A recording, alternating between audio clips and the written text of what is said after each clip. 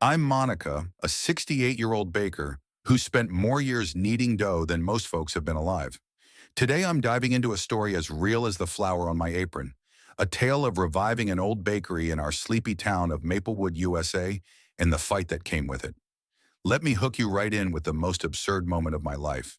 Picture this, opening day of my bakery, and this cocky young chef storms through my door like he's auditioning for a reality show, shouting, "Hey, old baker lady, you really think your granny's recipes can compete with my gourmet chain? This town's done with dusty relics like you." I stood there, hands still dusted from rolling out croissant dough, the scent of butter and yeast filling the air. The bell above the door jingled mockingly as Alex, that's his name, Alex, owner of the trendy sweet fusion chain across the street, strode in with his gelled hair, designer apron, and a smirk that could curdle cream. My few early customers froze, their coffee cups halfway to their lips.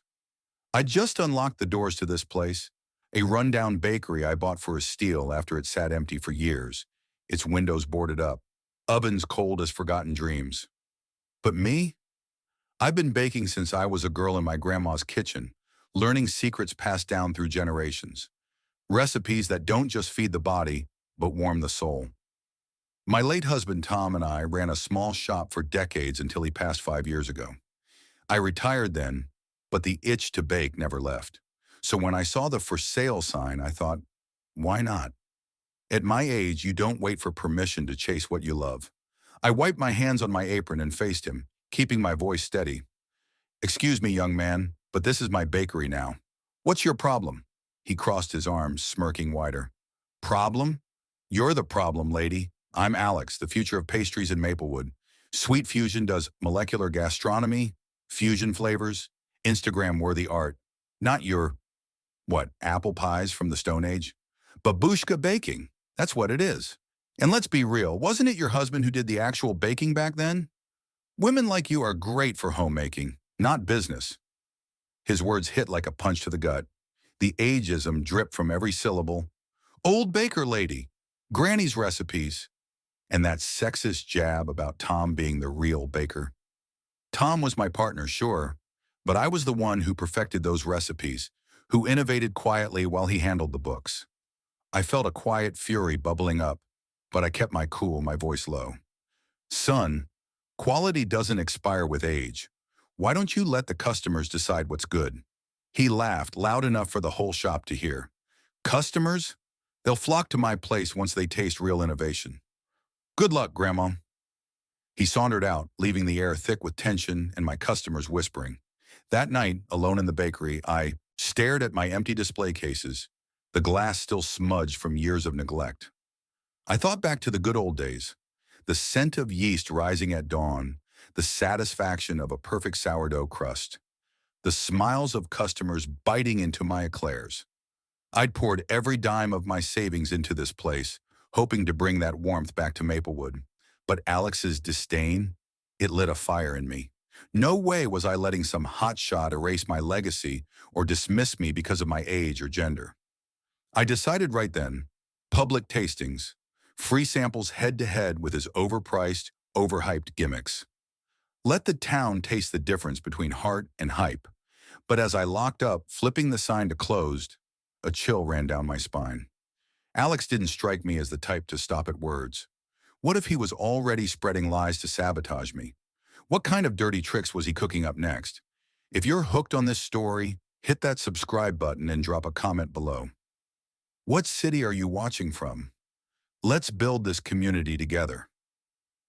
The morning of the tasting, I was up at 4 a.m., the bakery glowing softly under the hum of my ancient ovens. I'd set up tables in the town square, right outside my shop with rows of my classics, flaky apple turnovers with a hint of cinnamon, sourdough loaves baked slow for that tangy depth, and chocolate eclairs filled with real custard. No shortcuts, no fake flavors. The air smelled like warmth and home, the kind of scent that pulls you back to childhood. I'd learned these recipes from my grandma, perfected them over decades using local butter and organic flour. This wasn't just baking, it was a promise of quality, something Maplewood hadn't tasted in years. By noon, a modest crowd gathered, maybe 30 folks, curious locals drawn by the free tasting sign. I greeted each one with a smile, sharing snippets of my story. This turnover recipes from my grandma's kitchen. Simple ingredients, baked with love. Their eyes lit up as they bit in. "Monica, this is heaven," said Mrs. Carter, a retired teacher who remembered my old shop with Tom. A young couple compared my bread to Alex's across the street. "His stuff looks cool, but it's all foam and no flavor." This? This is real. I beamed, feeling hope creep back in. Sales ticked up. Nothing huge, but enough to keep the lights on. Then as I handed out samples, I caught whispers from a group nearby. "Heard her husband was the real genius behind their old bakery," one said. "Yeah, she's just coasting on his name." My heart sank like a fallen souffle. Tom and I were a team, but those recipes? Mine. I was the one up before dawn, tweaking ratios, testing flavors. Who was spreading this garbage? Later that afternoon, I got my answer at the local coffee shop. I'd popped in for a quick break when I overheard Alex's voice from a corner booth, loud and smug. "That old pea baker, Monica? Please, it was her man who knew his'em. Way around an oven. Women her age are better at knitting than kneading. She's out of her league trying to play business." The sexist nonsense hit me hard. My hands shook as I gripped my coffee cup, outrage burning in my chest. Tom was a great partner, handling accounts while I crafted every recipe, every technique. To hear Alex reduce me to some housewife riding coattails, it wasn't just personal. It was a calculated move to undermine me, to make people doubt a woman could run a bakery. I wanted to storm over, but I held back, knowing a public spat would only fuel his narrative. Instead, I returned to my shop, channeling my anger into dough, kneading it with a little extra force. That tasting had planted a seed. People were talking about my food, not his overpriced molecular pastries. But the next morning as I swept the bakery floor, I saw his counterattack across the street. A massive neon sign outside Sweet Fusion, flashing Ultimate Pastry Showdown. Free samples, live music, and a gaggle of local influencers posing with his glitter-dusted desserts, their phones snapping away for Instagram. The event was set for tomorrow, not even 2 days after my tasting. He clearly planned it to overshadow me, to pull the crowd his way with glitz and hype. I stood at my counter, watching cars pull up to his shop. My bakery, with its worn wooden floors and handwritten menus, suddenly felt small against his chrome and glass empire. Tradition was my strength, but Alex was playing dirty, banking on trends and lies. As I prepped for my next move, a knot tightened in my stomach. His rumors were spreading, and now this flashy event. What if his influencers drowned out my quiet comeback? How low was he willing to go to bury me? It was a crisp Saturday morning, just a day after Alex's influencer-packed event. I'd barely slept, still fuming over his lies about Tom being the brains behind my recipes. But I poured that energy into my second tasting, set up in the town square again. This time I went all out. Tables groaned with my best, buttery cinnamon rolls, crusty sourdough, lemon tarts with curds so smooth it melted on your tongue. Every item was made with love, using local ingredients and techniques I'd honed for decades. No foams, no edible glitter, just honest, soul-warming food. I even set up a little chalkboard sign, "Taste Tradition, Made by Monica." The crowd was bigger this time, maybe 50 people, a mix of old-timers and curious new faces. They raved. "Monica, this bread's got depth," said Mr. Thompson, a local farmer. A young mom, Sarah, posted a selfie with my tart, captioning it, "Real baking beats gimmicks." My heart swelled. Quality was shining through and sales spiked. My best day yet. For a moment, I thought I was gaining ground against Alex's glitzy chain across the street, where his neon-lit desserts looked pretty, but tasted like cardboard. But that evening, as I cleaned up, I checked my bakery's new Facebook page. My stomach dropped. A flood of one-star reviews had hit. Overrated granny baking? Tastes like the 1950s? Stale and outdated. Stick to knitting, old lady. Anonymous, of course. But the words echoed Alex's venom. I scrolled, heart pounding, and found worse on Instagram. A meme from Sweet Fusion's official account. It showed a cartoon of an elderly woman in an apron, looking confused, with the caption, "When grandma tries to compete with innovation, Darsh, retire already? Yasharsh, real baker's Armin. Another post read, women her age should stick to rocking chairs, not running businesses. The ageism and sexism stung like a slap. I'm up at 4 a.m. every day, mixing dough with hands stronger than most 30-year-olds, while Alex probably sleeps till noon. His innovation was just overpriced fluff, $8 for a cupcake that tasted like air. But these posts, they were a calculated smear, designed to make me a laughingstock. I felt that quiet outrage simmer again, the kind that makes you want to prove everyone wrong. I wanted to call him out, but I knew I had to stay smart, not emotional. By the next morning, the town was buzzing. The community split. Some bought into Alex's hype, lured by his trendy vibe, while others rallied to me. Sarah and a few loyalists posted glowing reviews. Monica's the real deal, support local. A group of seniors started a taste tradition hashtag, sharing photos of my pastries. It warmed me, but the damage was done. My online ratings tanked, and new customers might skip my shop, thinking I was a has-been. I kept baking, prepping for another event to win back trust, but Alex's words kept echoing. Women her age should retire. He was trying to erase me, not just my business. As I locked up that night, my phone pinged with another notification. More fake reviews now on Yelp, calling my bakery outdated and a relic. My ratings were plummeting faster than I could counter. This wasn't just a social media spat anymore. It felt like sabotage. How much further would Alex go to shut me down? What was his next move? It was Monday morning, barely 24 hours after I saw those vile memes and one-star reviews calling me an outdated granny. I was furious, but I channeled it into action. If Alex thought he could scare me off with his digital darts, he was about to taste defeat. I decided to hit the ground running with free sample days at my bakery. I spent all night baking, golden brioche rolls, tart cherry pies, and my signature almond croissants, each one crafted with local butter and flour, no shortcuts. My shop, with its creaky wooden floors and handwritten chalkboard, was a haven of tradition, unlike Alex's chrome-plated hype machine across the street. By 8 a.m., I had trays out front, a sign reading, "Taste the love, free today," and a smile plastered on, even if my heart was pounding. The response was electric. A line formed, moms with strollers, retirees, even some teens drawn by the crowd. "Monica, this croissant's unreal," said Jake, a local mechanic, grabbing seconds. People lingered, sharing stories of my old bakery with Tom, and I felt the tide turning. My quality was winning hearts, one bite at a time. Sales climbed, and loyalists like Sarah from the last tasting spread the word online. Monica's the real deal. Forget Sweet Fusion's overpriced fluff. I was exhausted but hopeful, thinking maybe, just maybe, I could outlast Alex's gimmicks. Then the next morning, I saw his counterpunch. Overnight, Sweet Fusion slashed prices, half off everything. Cupcakes that were $8 dropped to $4, pastries practically given away, cars lined up at his shop drawn by the deals.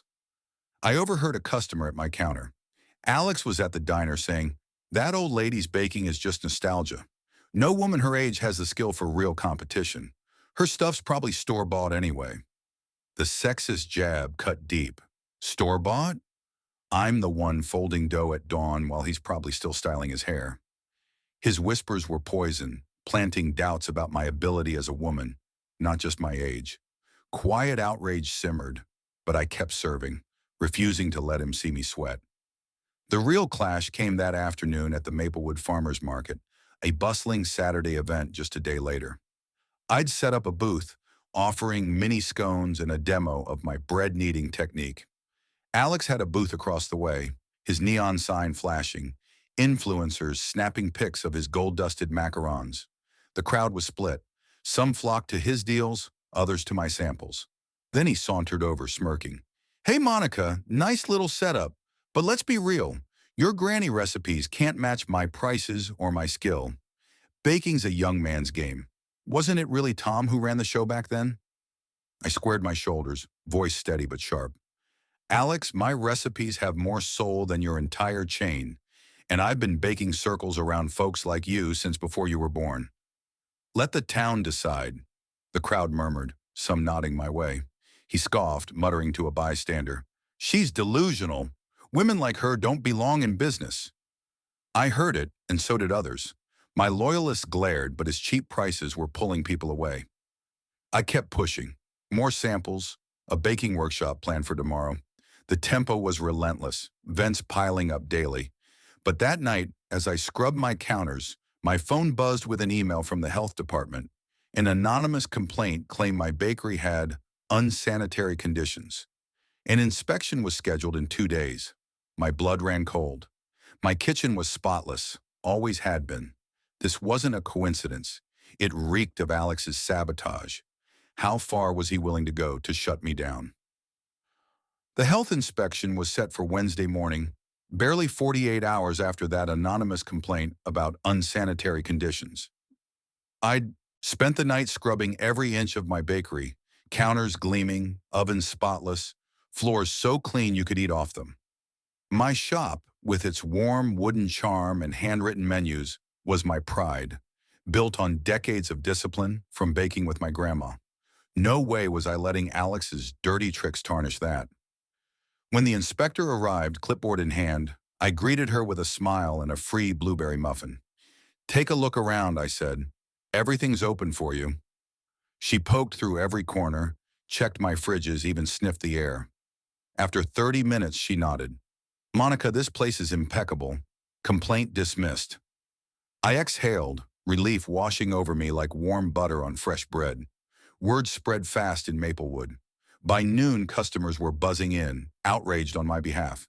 "That Alex is bullying you," said Mrs. Carter, grabbing a scone. "We've got your back." Social media lit up too. Sarah, my loyal fan from the tastings, posted, "Monica's kitchen is cleaner than Sweet Fusion's soul. Support her."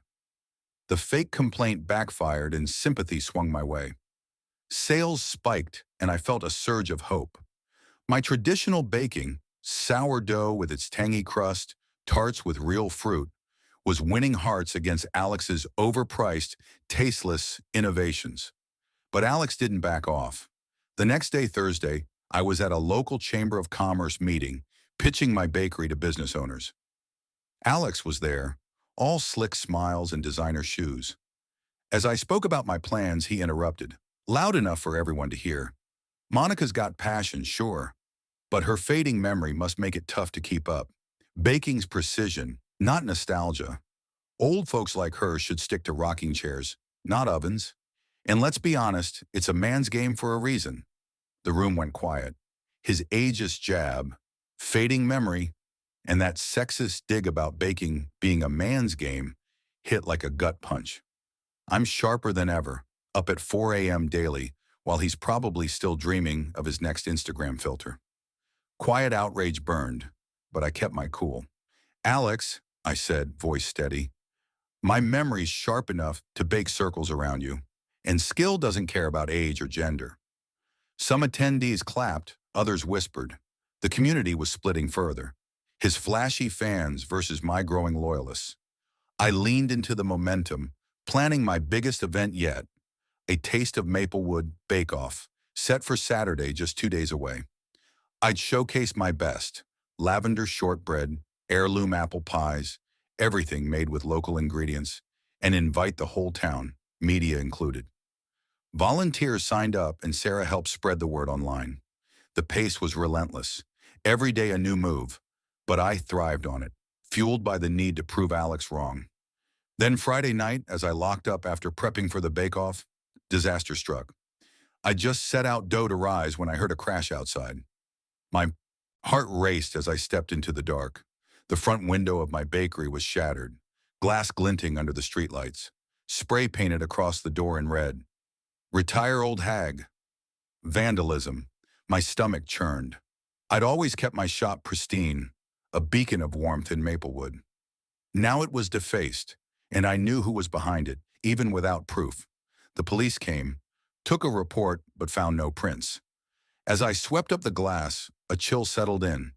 This wasn't just a war of words anymore. It was personal. How could I prove Alex did this before my big event? The morning after the vandalism, Friday, I stood outside my bakery, staring at the shattered glass and ugly graffiti. My heart ached.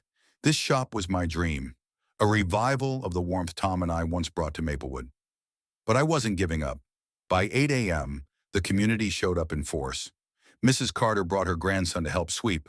Sarah organized a crowdfunding post to fix the window, and Jake, the mechanic, offered to repaint the door. "We're not letting that punk win," Jake said, handing me a coffee. By noon, donations poured in, and a local glazier replaced the window for free. Social media buzzed. "Support Monica! She's our legend!" My loyalists rallied, and I felt a spark of hope. I'd spent decades baking with love, sourdough with its perfect crust, tarts bursting with real fruit, and that love was coming back to me. I turned the disaster into a win, announcing a resilience bake day for Saturday, the very next day, to coincide with my planned Taste of Maplewood bake-off. I baked non-stop, lavender shortbread, cherry turnovers, brioche so buttery it melted in your mouth. The town square filled with supporters, over 100 people, tasting my goods and sharing stories. "Monica, this is like my mom's baking, but better," said a teary-eyed retiree. Sales soared, and the crowd's energy drowned out Alex's neon-lit shop across the street, where his half-price gimmicks were losing steam. But Alex didn't stay quiet. That afternoon, he posted on Sweet Fusion's Instagram, denying everything. Sad to see the old baker blaming others for her failures. Maybe her womanly intuition is off, thinking I'd stoop to vandalism. Ladies her age should know better than to spread rumors. The ageist jab, ladies her age, and that sexist, womanly intuition dig made my blood boil. I'm sharper than most up at dawn while he's probably picking filters for his selfies. Worse, he doubled down at the market, whispering to customers, "Monica's probably senile, imagining enemies. Baking's too tough for her now." His lies were desperate, trying to paint me as a frail old woman, while his molecular pastries, $6 for flavorless foam, flopped. Then the media caught wind. By Sunday, a local reporter, Emma, reached out for an interview. She'd seen the online buzz and heard Alex's vile quotes. I invited her to the bakery, serving her a warm scone as I shared my story. Decades of crafting recipes, the pain of his ageism and sexism, the vandalism. Emma dug deeper, finding Alex's old posts. Granny recipes can't compete, and women her age should retire. She published a piece in the Maplewood Gazette titled "Local Baker Fights Ageism and Sabotage." It went viral locally, shared across Facebook and X. Customers posted his quotes, calling them disgusting. His own words backfired. People boycotted Sweet Fusion, and my shop was packed. Tradition was winning over his shallow trends. But late Sunday night, as I prepped for another week, Sarah rushed in, breathless. "Monica, you won't believe this. A neighbor saw Alex's car parked near your shop the night of the vandalism, and there's security footage from the bank across the street." My pulse raced. Evidence. Real proof of his meddling. The police were reviewing it, but the tape wasn't clear yet. I locked up, heart pounding. This could be the break I needed to expose him for good. But what if the footage wasn't enough? What if Alex slipped away again? It was Monday morning, 2 days after Sarah's bombshell about the security footage. The police had reviewed the bank's tape across from my bakery, and though it was grainy, it showed Alex's car parked suspiciously close the night my window was smashed. A neighbor's testimony sealed it. He'd seen Alex lurking, paint can in hand. The cops called us both to a town hall meeting that evening, a public showdown hosted by the Chamber of Commerce to address the bakery drama gripping Maplewood. My heart pounded as I walked in, my apron swapped for a crisp blazer, ready to face him. The room was packed. Locals, media, even a national news crew drawn by the viral Gazette story. Alex strutted in, all bravado, but his eyes darted nervously. The police chief presented the evidence. The footage, the witness statement, and paint traces matching cans found in Alex's shop. The crowd gasped. Alex's face reddened, and he snapped, "Fine, I did it. But she was ruining my business with her outdated crap. Granny recipes don't belong in today's market." His voice cracked, exposing his desperation.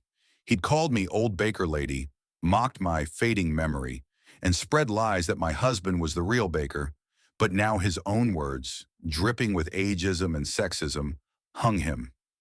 I stood, voice calm but firm. Alex, I'm 68, a woman, and a damn good baker. My recipes have soul because they're built on experience, not flash. You tried to erase me, but Maplewood chose quality over your gimmicks. The room erupted in applause. Emma, the reporter, live-tweeted it, and posts on X spread like wildfire. Monica shuts down bully chef. His own quotes, "Women her age should retire. Baking's a man's game," were plastered everywhere, sinking him further. By Tuesday, the fallout was swift. Sweet Fusions, corporate office, spooked by the bad press, pulled their Maplewood location. Alex's shop shut down, his neon sign gone dark. Meanwhile, my bakery became a beacon. The Taste of Maplewood Bake-Off, held the next day, drew hundreds. I served my best. Heirloom apple pies, silky eclairs, sourdough with a crust that cracked just right. Locals raved, and a national food blog called me Maplewood's baking legend. Sales tripled, and I hired 2 local kids to keep up.